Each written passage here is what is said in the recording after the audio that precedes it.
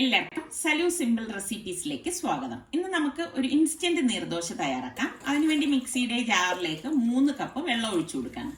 ഇനി നമുക്ക് ഇതിലേക്ക് 1 ടേബിൾ സ്പൂണോളം പെരിഞ്ജീരകവും 1 ടേബിൾ സ്പൂൺ ഓയിലും കൂടി ഒഴിച്ചു കൊടുക്കണം. പിന്നെ നമുക്ക് 1 കപ്പ് ചിരകിയ തേങ്ങ ഇട്ട് കൊടുക്കാം. ഇതേ കപ്പിൽ തന്നെ 2 കപ്പ് അരിപ്പൊടി ഞാൻ ഇട്ട് കൊടുക്കണം. ഞാനിവിടെ വറുത്ത അരിപ്പൊടിയാണ് എടുത്തിരിക്കുന്നത്. ഇനി നമുക്ക് പാകത്തിനുള്ള ഉപ്പും കൂടി ചേർത്ത് ഇത് നന്നായിട്ടൊന്ന് അടിച്ചെടുക്കാം. അപ്പൊ ഇത് നമുക്ക് ഇൻസ്റ്റന്റ് ആയിട്ട് ഉടൻ തന്നെ ഉണ്ടാക്കിയെടുക്കാൻ പറ്റുന്ന ഒരു ദോശയാണ്. അപ്പൊ ഇത് ഞാൻ ഒരു ബൗളിലേക്ക് ഒഴിച്ചിട്ടുണ്ട്. അപ്പൊ ഇതിപ്പോ മാവിന് കട്ടി കൂടുതലാണ്.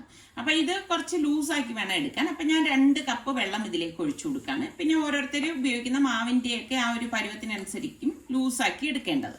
അപ്പൊ ഈ ഒരു പരുവത്തിൽ ഞാൻ കലക്കി എടുത്തിട്ടുണ്ട്.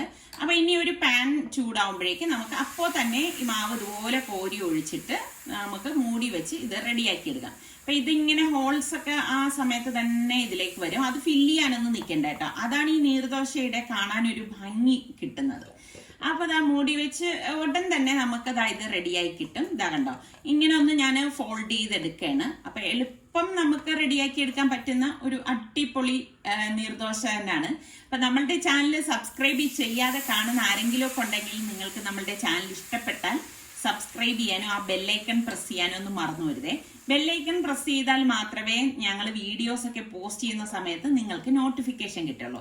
അതുപോലെ തന്നെ നിങ്ങൾക്ക് ഇഷ്ടപ്പെടാണെങ്കിൽ നിങ്ങളുടെ ഫ്രണ്ട്സിനൊക്കെ ഇതിന്റെ ലിങ്ക് ഒന്ന് ഷെയർ ചെയ്ത് കൊടുക്കുകയും കൂടി ചെയ്യണേ. അപ്പൊ എല്ലാ നീർദോശയും ഞാൻ ഇതുപോലെ കോരി ഒഴിച്ച് ചുട്ടെടുക്കുകയാണ്. അപ്പം ഫ്ലെയിം ഒന്ന് കൂട്ടി വെച്ചിട്ടാണ് നമ്മൾ ഈ മാവ് കോരി ഒഴിച്ച് റെഡിയാക്കി എടുക്കുന്നത് കേട്ടോ. കരിഞ്ഞു ആയിരിക്കാൻ ശ്രദ്ധിക്കണം. അപ്പൊ നീർദോശ ഇവിടെ റെഡി ആയിട്ടുണ്ട്.